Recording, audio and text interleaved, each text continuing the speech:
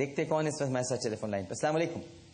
Hello, السلام علیکم doctor صاحب. وعلیکم السلام. جی میں عدیلہ بات کر رہی ہوں اسلام آباد سے. جی عدیلہ فرمائیے. پہلے تو میں آپ کے پروگرام کی بہت تعریف کروں گی. میں بہت شوق سے آپ کا پروگرام دیکھتی ہوں اور جتنا کچھ میں نے بولنا تھا میں آپ کا پروگرام سن رہی ہوں وہ سب باتیں آپ نے پہلے ہی کہہ دی ہیں.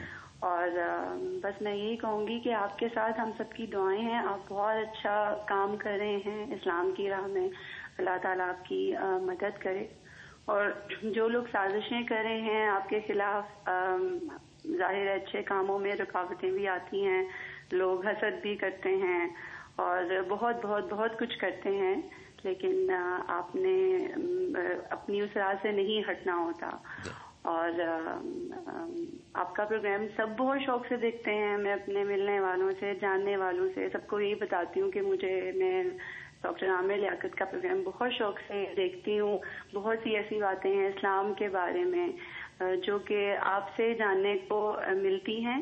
اور ظاہر ہے کہ جو بندہ یہاں پہ بیٹھا ہوا ہے پوری دنیا کے سامنے اور اتنی اسلام کی باتیں ہمیں بتا رہے اور اتنی نالج ہے تو وہ کوئی عام انسان نہیں ہو سکتا. بے شک آپ اپنے آپ کو عام انسان سمجھتے ہوں، لیکن یہ ہے کہ جو اتنی اسلام کی نالج، اتنی بزی لائف میں اتنا کچھ جاننا اور پھر اس کو لوگوں تک پہنچانا، یہ بہت نیک کام ہے.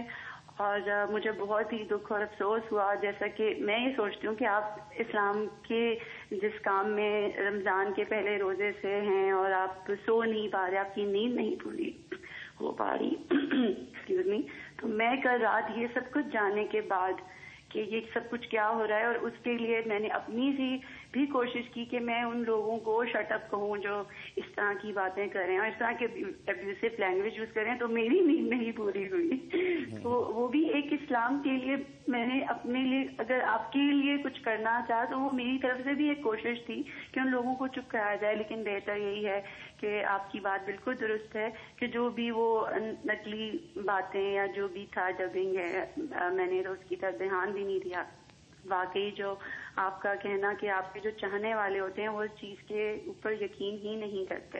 تو جو لوگ نیچی لینگویج یوز کر رہے ہیں تو انتہائی شرم کی بات ہے کہ پھر وہ کیسے مسلمان ہیں. نہیں چلیے جی، میں تو کہتا ہوں میری بہن، میں چلیے برا صحیح، آپ جو نیچے لکھ رہے ہیں آپ کتنے اچھے ہیں، تو میں تو چلیے برا ہی صحیح، میں نے تو اپنے آپ کو کبھی اچھا نہیں کہا، لیکن آپ تو اچھے ہیں.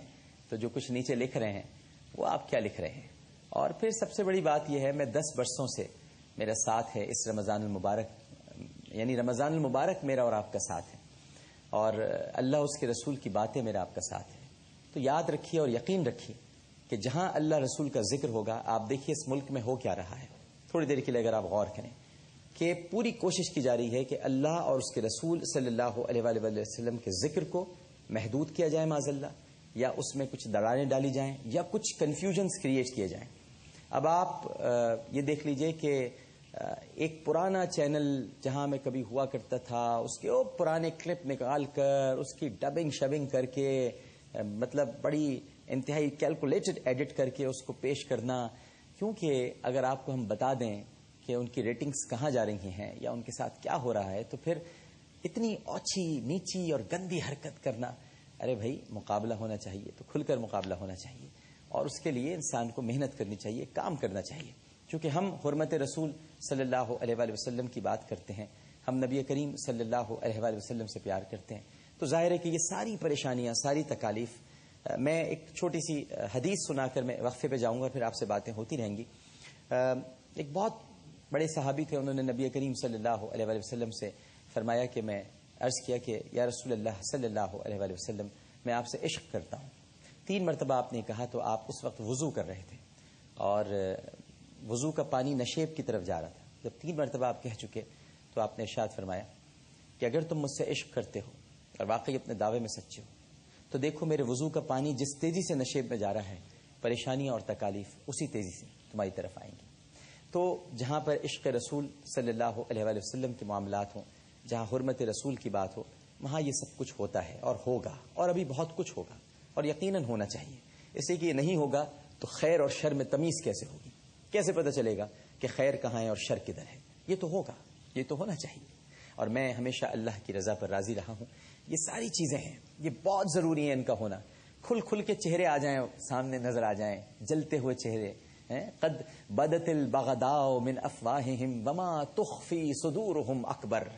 یا نبی، اے پیارے، ان کے دلوں میں جو آپ کے خلاف رنجش ہے، یہ ان کے چہروں پہ جو رنجش نظر آتی ہے اس سے کہیں زیادہ ان کے دلوں میں ہے. وما تخفی صدورہم اکبر. تو آپ سوچ لیجئے کہ جتنا کچھ دکھایا گیا ہے اس سے کہیں زیادہ دکھانے والے کے دل میں موجود ہے. تو بس ہم تو یہی کہتے ہیں قل موتوا بغیظکم، جل جاؤ اپنی ہی آگ میں. ایک چھوٹا سا وقفے کے بعد حاضر ہوتے ہیں. پروگرام ہے نیکی، کیونکہ نیکی ہوتی ہے، چھوٹی یا بڑی نہیں ہوتی.